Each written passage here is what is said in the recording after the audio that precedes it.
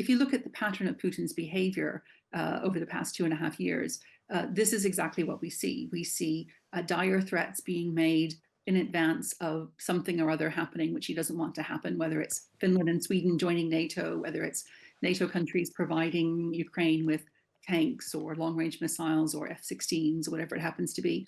And then when the thing actually happens, we don't hear any more about those threats. The things that were threatened to happen don't happen. And he shifts the narrative somewhere else. The Kremlin has expelled 6 British diplomats from Moscow after accusing them of spying and sabotage.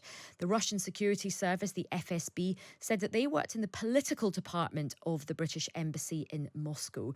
It comes as President Putin warned against Ukraine getting approval to use Western-supplied long-range missiles against Russia. The UK Foreign Office has called the Russian allegations completely baseless. Well, joining us now is Dr. Jenny Mathers, Professor of International Politics at Aberystwyth University and a real expert in Russia. Jenny, welcome to the show. Thanks very much for joining us. Thanks very much for inviting me. So look, we've got this situation where the Kremlin has expelled these 6 British diplomats, accusations of spying and sabotage. It sounds like, something from a John le Carre novel. I mean, how concerned should we be? Well, if you think about it, what tools does Putin have in his toolbox to use when he wants to express his dissatisfaction with what the British government does or with what Western governments do? And so rhetoric is the first one, and he's already been using that one definitely to say, bad things will happen if you allow Ukraine to use Western-supplied weapons to hit targets within Russia. The second one that he has is through diplomatic channels, and expelling diplomats is a tried and true practice. I mean, you mentioned it was something that we think of from the Cold War, but it absolutely continues to happen. And it's one of these ways of demonstrating unhappiness, sending a signal to the government, but also to the wider public, and doing something without doing something terribly dangerous. So it's not like declaring war or launching missiles or anything like that, but it is a step that's beyond rhetoric and indicates the extent of the unhappiness of the state that's doing the expelling. Now, of course, these expulsions happened a few weeks ago. I understand that these individuals have actually left the country. Actually, before we move on to the next question, one of our listeners had a question, which was, is there still a working British embassy in Moscow? Yes, there is. I mean, obviously, it's gotten smaller as a result of these expulsions, but yes, there are still staff there. I mean, I think I can't speak for the British government, but I think their principle is to maintain a presence in as many countries as possible, even under difficult diplomatic circumstances. And a very important embassy outpost in Moscow. I actually remember when I was an advisor in government, we visited and did a really important sort of visit there. I spent a while in the embassy, and we stayed with the British ambassador in Moscow when we did that visit. And now, this is a big move. But look, these expulsions happened a while ago, but now where the pressure is at the moment is this meeting that Keir Starmer is having with Joe Biden, which will happen later today, and whether they get these agreements about giving Ukraine permission to use these missiles to fire into Russia. Now, President Putin has sent out some very strong signals about how angry he will be if this happens. How seriously should we take them? I've spoken to 2 voices with different views. Michael Clark was a bit more sanguine, saying that President Putin has often made threats. He doesn't follow them through. I spoke with Kim Darroch. He said he's a bit more nervous. What's your view? Well, I mean, I think we can't completely be relaxed, entirely, because Putin has done things which are unpredictable, and he has done things which are rather foolish, like invading Ukraine.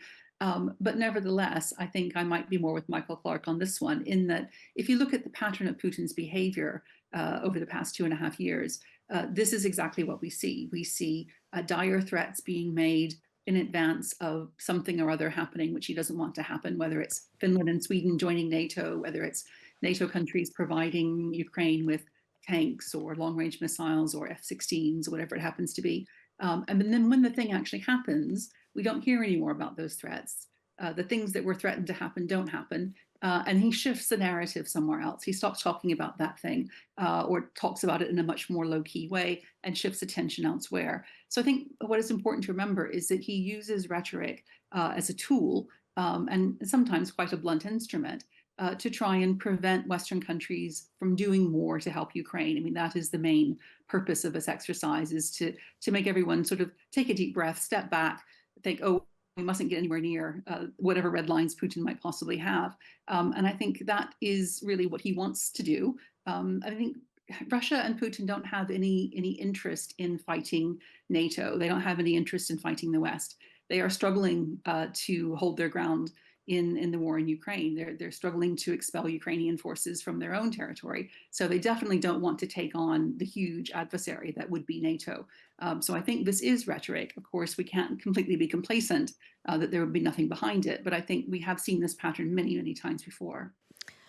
And look, how worried should British diplomats and other Foreign Office officials be about their safety and well-being? It may well be that Russia doesn't, as you say, they're fighting on many fronts or in terms of Ukraine at the moment.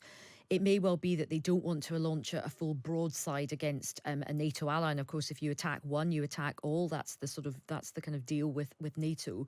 But we do know that there is a history of carrying out terrible acts on foreign soil. We spoke with Marina Litvinenko earlier. We had the Skripal poisonings as well here in the UK. How worried should British Foreign Office officials and security officers and British diplomats be? Well, I think that is a much more, in some ways, a much more important question, because here is where Russia has a lot more scope to act in the shadows, and that's where Putin is really comfortable acting.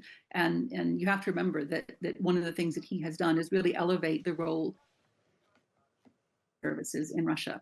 They are able to use tools which the government openly can't easily use, or can't easily use without paying very high prices. And so things like arresting foreigners in Russia and holding them effectively hostage for prisoner exchanges, that's something that we've seen happen. It could happen again.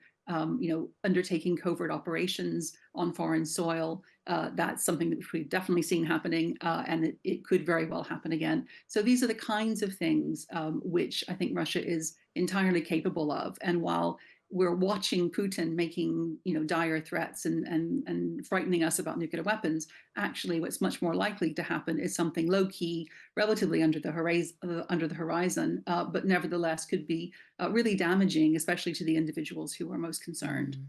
Really interesting conversation, Jenny. Thanks very much for your time. That's Dr. Mathers, Professor of International Politics at Aberystwyth University.